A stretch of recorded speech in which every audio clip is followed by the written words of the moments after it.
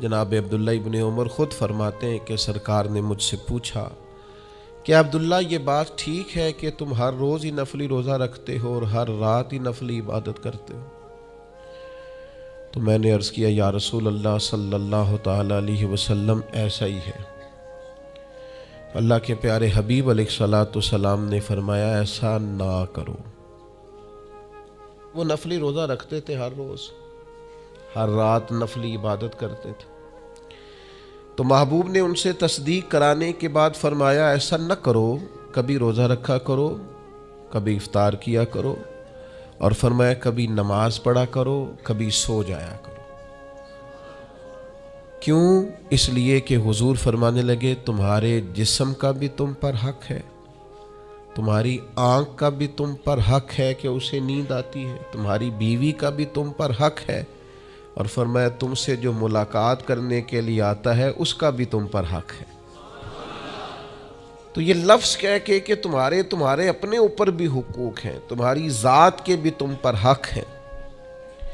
बाज़ लोग तसव्वुफ़ और तरीक़त के नाम पर बहुत मुश्किल बातें करते हैं और बहुत मुश्किल बातें सुनाते हैं, और बाज़ लोग फिर उन बातों का बड़ा सख्त और मुश्किल माना भी लेते हैं कि बड़ी शदीद जद्दोजहद करनी चाहिए, हमेशा रास्ता वही इख्तियार करना चाहिए जो मुशक्क़त वाला हो, हमेशा वही काम करने चाहिए जिनके अंदर ज़्यादा दुश्वारी हो। ठीक है, बाज़ औक़ात मुशक्क़त वाले काम, मुजाहिदे वाले काम इंसान की नफ्स की तरबियत के लिए बड़े अच्छे होते हैं, लेकिन ऐसी मुशक्क़तें, ऐसे मुजाहिदे जो इंसान को इतना कमज़ोर कर दें कि वो ज़रूरत के जो हुकूक हैं वो भी पूरे करने के काबिल ना रहे, उसकी सेहत पर ही असरअंदाज हो जाए, वो आने जाने वालों से मिलने के काबिल ही ना रहे, वो दीगर उसके ज़िम्मे जो उसके ख़ानदान के कबीले के बाल बच्चों के हुकूक हैं वो अदा ही ना कर सके, तो इस्लाम इसकी भी इजाज़त नहीं देता। ख़ुद साख्ता तसव्वुफ़ और ख़ुद साख्ता तरीक़त का जो मफ़हूम लोगों ने बना लिया है वो मफ़हूम भी दुरुस्त नहीं है। हमारे बुज़ुर्ग थे शेखुल मशाइख और उस्ताजुल असातिज़ा हज़रत शेख मोहम्मद तहसीन रज़ा ख़ान साहब बरेलवी रहमतुल्लाह ताला अलैह, 50 साल के लगभग उन्होंने दरस हदीस दिया है। तो मैं उन पर एक मज़मून लिख रहा था, मैंने उनसे अर्ज़ की हुजूर आप तहज्जुद पढ़ते हैं? फरमाने लगे नहीं, मैं इशा जमात से पढ़ता हूँ, इसको भी सालों बीत गए, और मैं फजर जमात से पढ़ता हूँ, ये भी मेरी ज़िंदगी का मामूल है, लेकिन मैं सहरी के वक़्त इसलिए नहीं उठ पाता कि मुझे सुबह 8 बजे बैठकर बच्चों को दरस हदीस पढ़ाना होता है, इशा के बाद मुझे मुताला करना होता है, तो मैं समझता हूँ ये भी मेरे लिए नफली इबादत है, लिहाजा मैं रात को भी किताब व सुन्नत देखता हूँ और सारा दिन भी किताब व सुन्नत पढ़ाता हूँ, उम्मीद है मेरा रब मुझे तहज्जुद का अजर भी अता करेगा। अज़ीज़ दोस्त, आप याद रखिएगा, इसको समझिएगा कि हमारे यहाँ बाज़ लोग बाज़ चीज़ों को ज़्यादा दुश्वारी बना लेते हैं। फ़लाँ आदमी को मैंने कभी नफल पढ़ते नहीं देखा, ये तरीक़त नहीं। क्या आपने उसे नफल पढ़ते नहीं देखा तो वो सूफ़ी नहीं? आप ये बताइए कभी फ़र्ज़ छोड़ते तो नहीं देखा, कभी उसे ज़रूरियात दीन को छोड़ते तो नहीं देखा। और नफल तो वैसे भी इंसान का रब से ज़ाती मामला, हो सकता है सामने वाला छुप के पढ़ता हो सकता है वो किसी ऐसे लम्हे में पढ़ता हो जब वो समझे कि इस वक्त मुझे तन्हाई मुयस्सर है। तो हुजूर ने फरमाया तुम्हारे नफ्स का भी तुम पर हक है। जिन जिन चीज़ों को अल्लाह रसूल ने जायज़ करार दिया है वो कोई शख्स भी इस्तेमाल करता है तो उसको कोई शख्स नाजायज़ कर सकता नहीं, किसी को भी उसका इख्तियार और हक हासिल नहीं है।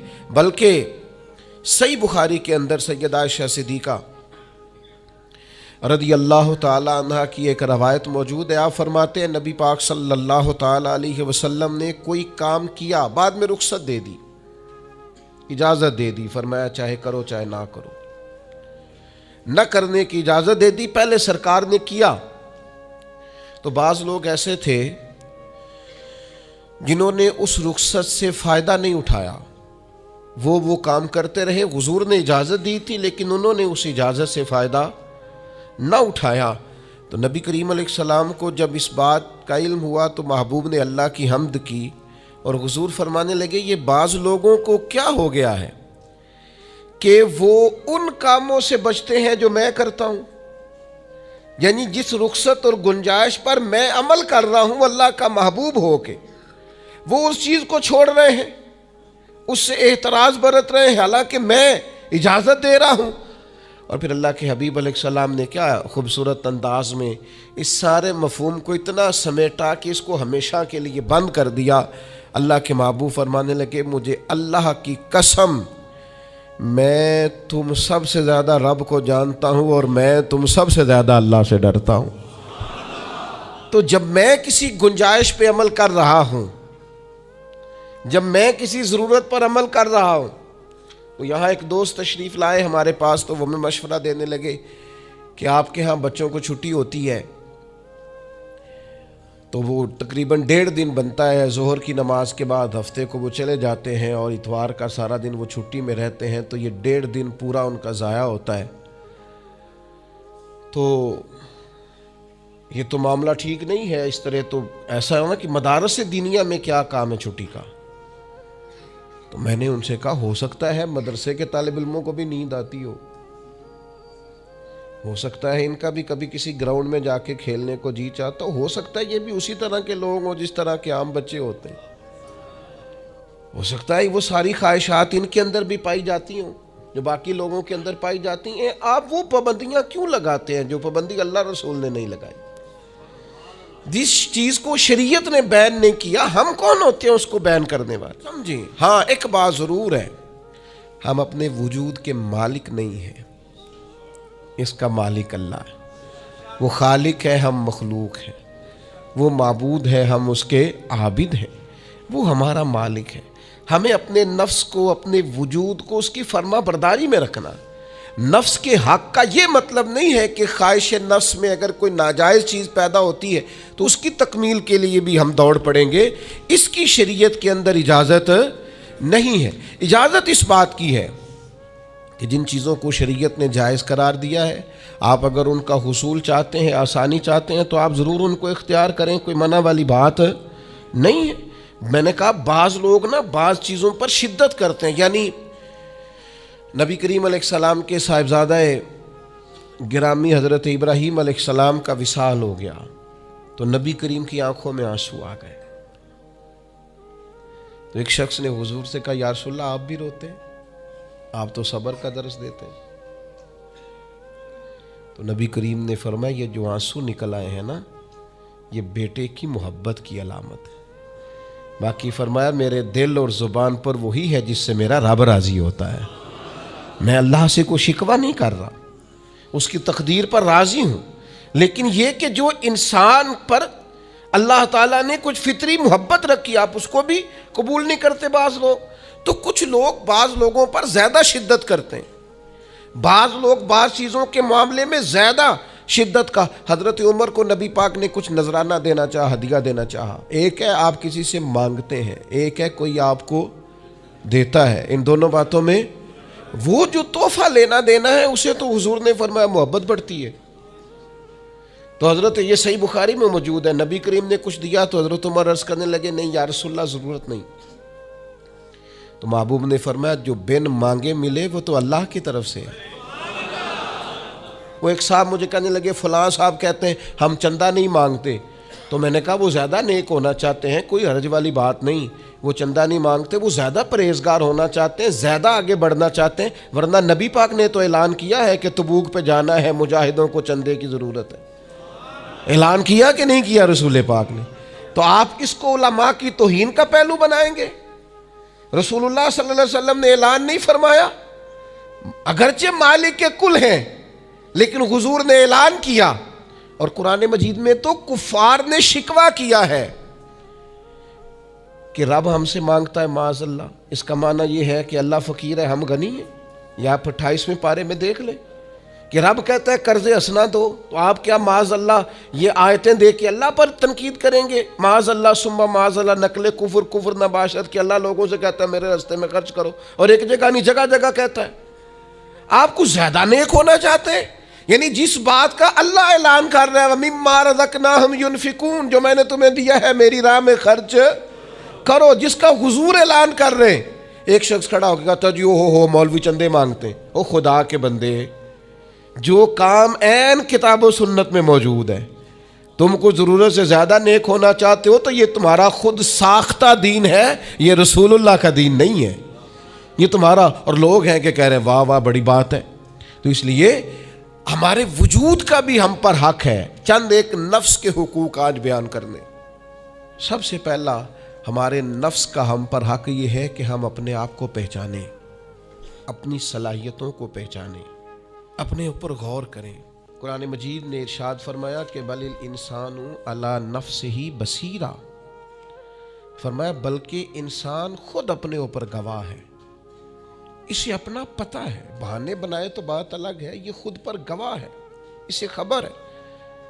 انسان عالم اصغر ہے، ہم نہ اپنے آپ کو پہچانتے نہیں، ہمیں اپنی خوبیوں کا پتہ نہیں ہوتا۔ یہ جو ہم استاذ کے پاس جاتے ہیں نا، یہ جو ہم مرشد کے پاس جاتے ہیں نا، وہ ہمیں نکھار کے نا تو وہ ہماری خوبیاں ہماری آنکھوں کے سامنے کر دیتے ہیں کہ یہ تمہارے اندر صلاحیت ہے۔ وہ تراش کے نا پتھر کو تو اسے ہیرا بنا دیتے ہیں، وہ نکموں کو کام کا بنا دیتے ہیں۔ وہ کیا کرتے ہیں کہ وہ ہمیں ہمارے اپنے آپ سے آگاہ کر دیتے ہیں۔ یعنی ہے وہی تیرے زمانے کا امام برحق جو تجھے حاضر و موجود سے بیزار کرے اور موت کی شکل میں دکھلا کے تجھے جلوہ یار زندگی تیرے لیے اور بھی دشوار کرے، وہ جو تیرا جینا اوکھا کر دینا۔ مشکل نہیں میں کہتا، اگرچہ اردو ہے لیکن مشکل اور اوکھا، یہ اوکھا ذرا زیادہ وزنی ہے۔ جو جینا اوکھا کر دے وہ درویش ہوتا ہے، جو تیرے لیے مشکل کر دے۔ بھائی اپنے آپ کو پہچانے، اپنے اوپر غور کریں۔ اللہ تعالیٰ نے بنایا ہے اور بنانے والا کہتا لَقَدْ خَلَقْنَا الْإِنسَانَ فِي أَحْسَنِ تَقْوِيمٍ، بنانے والا کہتا ہے میں نے تجھے بڑی بہترین ساخت میں بنایا۔ او انسان میں نے تجھے بڑا ہی سونا بنایا۔ کوئی تیرے ناک پر تنقید کرے تو کرے، تو کہہ تجھے پتہ نہیں یہ چاہت کس کی ہے، میں مرضی سے نہیں بنا، یہ بنانے والے نے بنایا ہے۔ اس نے تجھے سونا بنایا، تو اپنے آپ کو پہچانتا ہی نہیں۔ تو جو ہے نا خدا جانے بلندی ہے کہ پستی پر جہاں میں ہوں وہاں کوئی نہیں ہے۔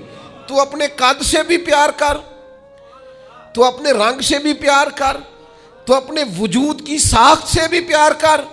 اور پھر وہ کہتا ہے تجھے بنایا، باقی سارا کچھ تیرے لیے بنایا۔ هو الذی خلق لکم ما فی الارض جمیعا، رب کہتا ہے زمین میں جو کچھ ہے نا میں نے سارا تیرے لیے بنایا، تجھے اللہ رسول کے لیے بنایا ہے، اور باقی زمین میں جو کچھ ہے وہ سارا تو پہچانتا ہی نہیں۔ یہ ہر چیز مسخر ہے تیرے سامنے۔ اتنا بڑا ہاتھی ہوتا ہے اور ایک عام آدمی ہلکی سی چھڑی لے کے اسے چلا رہا ہوتا ہے۔ اونٹ کتنا لمبا چوڑا وزنی ہوتا ہے لیکن ایک عام آدمی اس کے ناک میں نکیل ڈال کے اسے گھما رہا ہوتا ہے۔ کتنی بڑی بھینس ہوتی ہے لیکن چھوٹے سے بچے نے مہار پکڑی ہوئی ہوتی ہے۔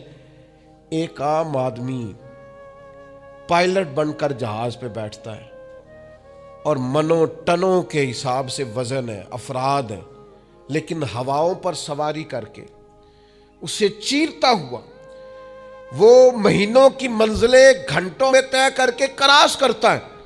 تسخیر کائنات کے لیے تجھے بنایا ہے، تو سو رہا ہے، تو جاگتا ہی نہیں، تو اپنے آپ کو پہچانتا ہی نہیں۔ اقبال سے کسی نے کہا میں رب تک جانا چاہتا ہوں، تو اقبال کہنے لگے عجب نہیں کہ خدا تک تیری رسائی ہو، پر تیری نظر سے تو پوشیدہ ہے آدمی کا مقام۔ تو بندے کے مقام کوئی نہیں سمجھ سکا ابھی تک، من عرف نفسہ فقد عرف ربا۔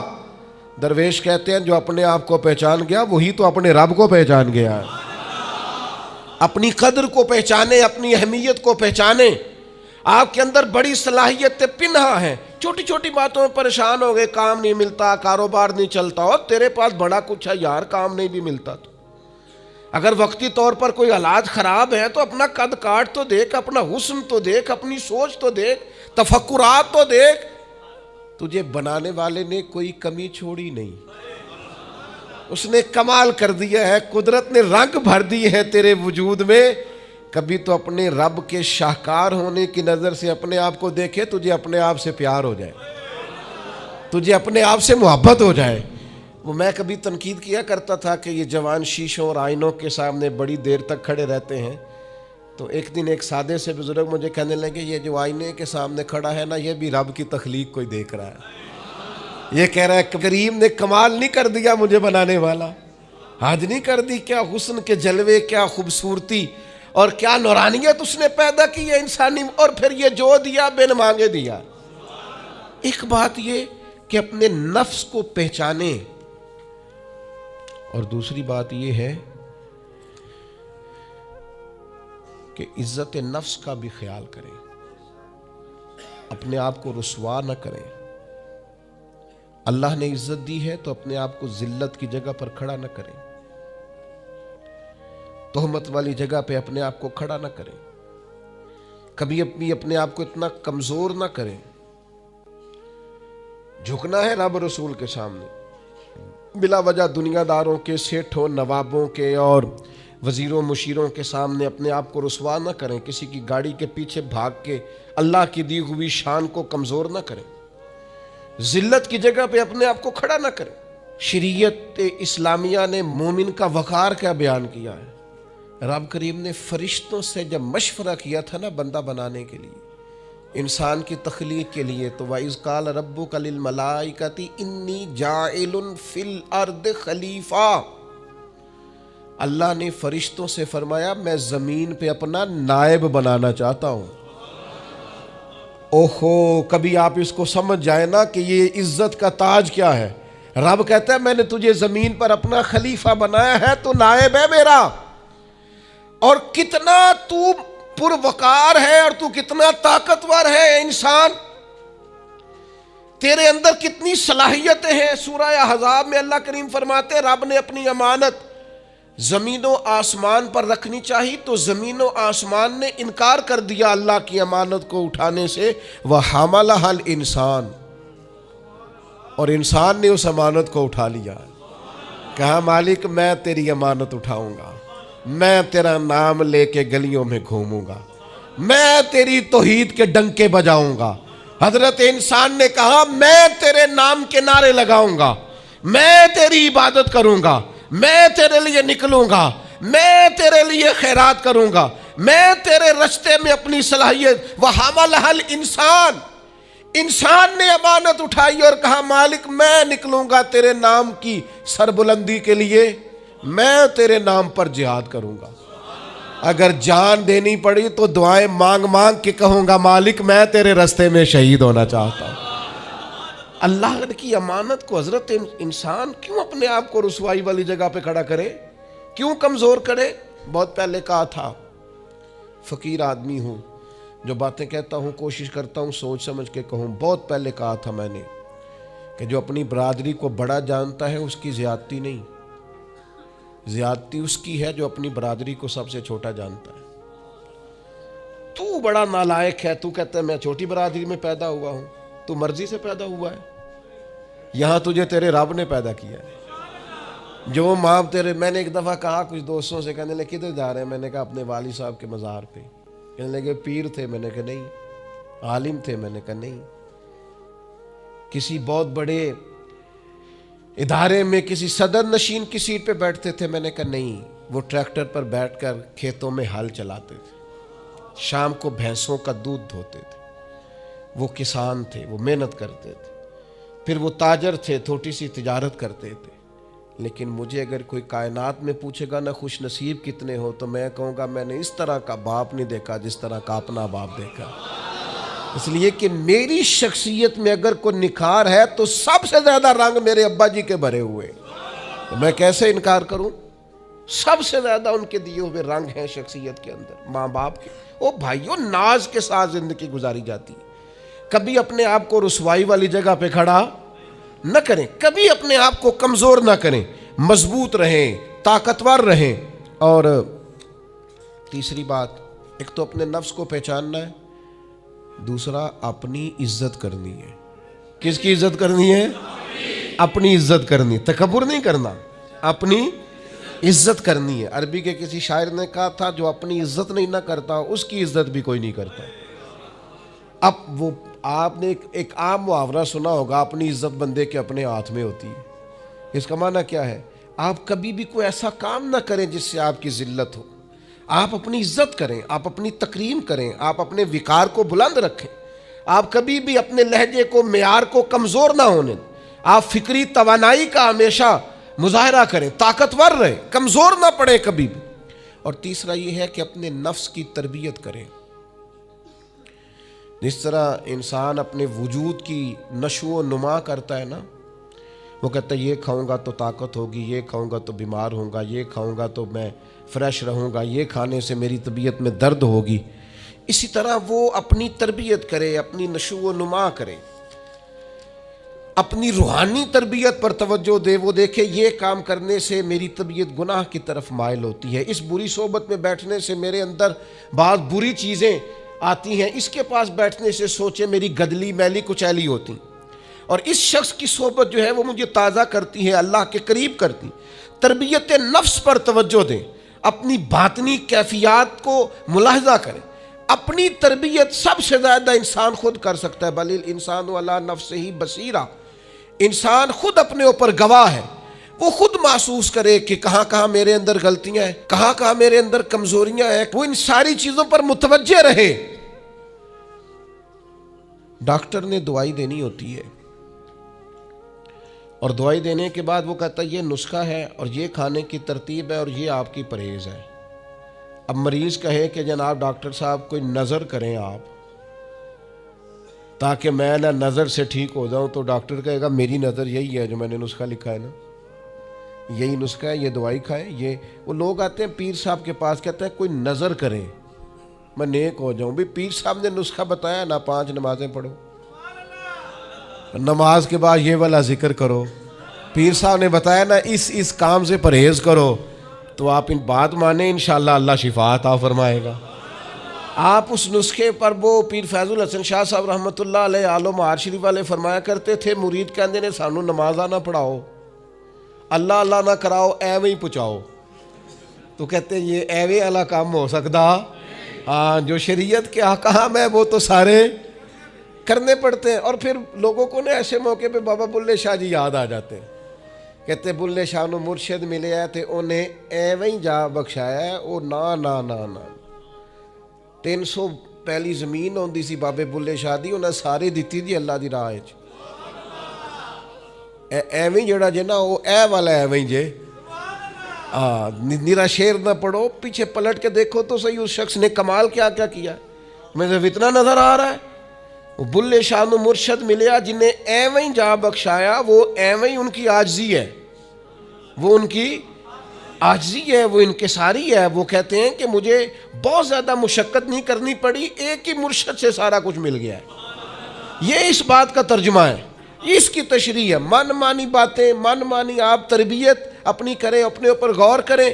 اور چوتھا، ہمارے نفس کا ہم پر حق یہ ہے کہ اپنے نفس کا احتساب کریں،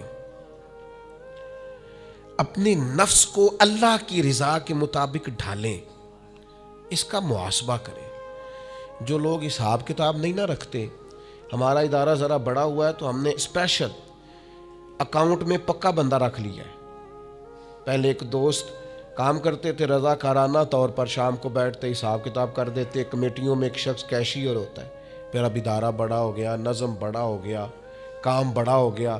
اب وہ ایک آدمی شام کو اگر بیٹھے گا تو کرے گا نہیں، تو مستقل ایک صاحب ہیں جو ڈیوٹی کرتے، نظام کو دیکھتے. کیونکہ اگر حساب کتاب نہ رہے تو چیزیں ٹھیک چل سکتی. سب سے زیادہ وہ تاجر ناکام ہوتا ہے جو کمائی کرے اور خرچ کا حساب ہی نہ رکھے، جس کو پتہ ہی نہ ہو آمدن خرچ میں بیلنس کیا ہے. اس لیے حضرت عمر رضی اللہ تعالیٰ عنہ ارشاد فرماتے ہیں اپنا حساب کرو اس سے پہلے کہ قیامت میں تمہارا حساب کیا جائے. اپنے نفس کا محاسبہ ضرور. ہم نہ ساری زندگی دوسروں کا حساب کرتے رہتے ہیں، فلاں کہاں سے کماتا ہے، کہاں کھاتا ہے، کہاں پہنچ گیا، کون سی سیاست کی، کس کے پاس اٹھتا بیٹھتا ہے، کہاں سے آتا جاتا ہے، چلاک بڑا ہے، فلاں سے مل گیا. اور ساری زندگی دوسروں کا خیال رکھتے گزر گئی. اس سے آدھا بھی کبھی اپنا رکھا ہوتا نا تو بات کہاں سے کہاں پہنچ جاتی. محاسبہ نفس کرنا، اور کتنا کرنا ہے اس نفس کو قابل بنانا ہے۔ حضرت سیدنا عبداللہ ابن سلام رضی اللہ تعالیٰ عنہ نے لکڑیوں کا گٹھا، پرانے زمانے کے اندر ایندھن لانا، لکڑیاں اکٹھی کر کے لانا، یہ بھی روزمرہ کی ڈیوٹیوں میں سے ایک ڈیوٹی ہوتی تھی۔ وہ ڈیوٹی آج کل ہم ماہانہ گیس کا بل دے کے پوری کرتے ہیں، یا اب بھی اس کی ایک صورت ہمارے پاس ہے کہ بہت سارے لوگوں نے سلنڈر اٹھائے ہوتے ہیں، گیس بھروانے جا رہے ہیں۔ تو اس سے کچھ عرصہ پہلے یا آج بھی دیہی ماحول کے اندر بعض لوگ شام کو لکڑیاں اکٹھی کر کے لاتے تھے کہ وہ آئیں گی تو کھانا پکے گا ایندھن کے لیے۔ حضرت عبداللہ ابن سلام رضی اللہ تعالیٰ عنہ لکڑیاں اپنی پشت پہ رکھے ہوئے ہیں، گھر کی طرف آ رہے ہیں۔ تو ایک شخص نے آپ سے کہا کہ جناب حد ہو گئی، گھر میں بیٹے بھی موجود ہیں، غلام بھی موجود ہیں، اور آپ یہ کام خود کر رہے ہیں۔ تو حضرت عبداللہ ابن سلام فرمانے لگے بیٹے بھی موجود ہیں اور غلام بھی موجود ہیں، اور ایک بات اور بھی شامل کر رہا ہوں، اللہ کے فضل سے میرے بچے اور میرے خادم میرے فرما بردار بھی ہیں، بات بھی مانتے ہیں۔ لیکن فرمانے لگے میرا نفس نہ تھوڑا بڑا ہو گیا تھا، یہ مجھے کہہ رہا تھا تو بہت بڑا آدمی ہو گیا ہے، تو بہت بڑا شخص ہو گیا، تیری بڑی شخصیت ہو گئی ہے۔ فرمایا یہ جو ذرا لکڑیوں کا گٹھا پشت پہ رکھا ہے نا، یہ رکھا پشت پہ ہے، لیکن ذرا حساب اپنے نفس کا کر رہا ہوں، محاسبہ نفس کر رہا ہوں، اسے سمجھا رہا ہوں کہ اتنا بڑا ہونے کی ضرورت۔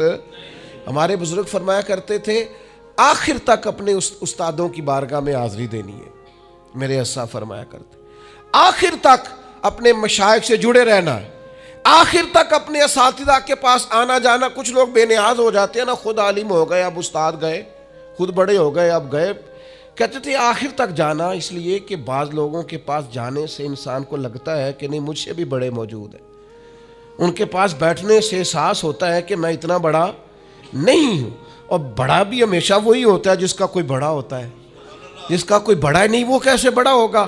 تو اللہ تعالیٰ نے بھی ہمیں قرآن مجید کے اندر یہ حکم دیا، یا ایھا الذین آمنوا اتقوا اللہ ولتنظر نفس ما قدمت لغد، اے ایمان والو اللہ سے ڈرو اور ہر جان حساب کرے، محاسبہ کرے، دیکھے کہ اس نے کل کے لیے آگے کیا بھیجا، کل کے لیے اس اپنا حساب کرنا ہے، محاسبہ نفس کرنا ہے۔ یہ نفس کا حق ہے۔ جس طرح کپڑے میلے ہو جاتے ہیں تو آپ پریشان ہوتی ہیں کہ یار یہ میلے ہو گئے بدلنے چاہیے، جوتے ٹوٹ جاتے ہیں تو آپ خیال کرتے ہیں یار مجھے آنا جانا ہوتا ہے، یہ مجھے ٹھیک کرنے چاہیے، تو نفس پر میل کچیل چڑھ جاتی ہے، لوگ حساب ہی نہیں کرتے، باطن سارا گدلا ہو جاتا ہے، لوگ حساب ہی نہیں کرتے، اندر سارا کمزور ہو جاتا ہے، حساب ہی نہیں کرتے۔ اس نفس کا حساب کرنا ہے، محاسبہ کرنا ہے، اس کا بھی حق ہے۔ جس طرح آپ کے جسم کا حق ہے کہ لباس ٹھیک ہو، جوتے ٹھیک ہوں، آپ نے غسل کیا ہوا ہو، اس طرح آپ کے نفس کا بھی حق ہے۔ اس کا حق کیا ہے کہ اسے اتنا ٹھیک کر دے، اتنا محاسبہ کریں، اتنی اس کی عادات بہتر کریں کہ وہ رب کی رضا کے مطابق ڈھل جائے۔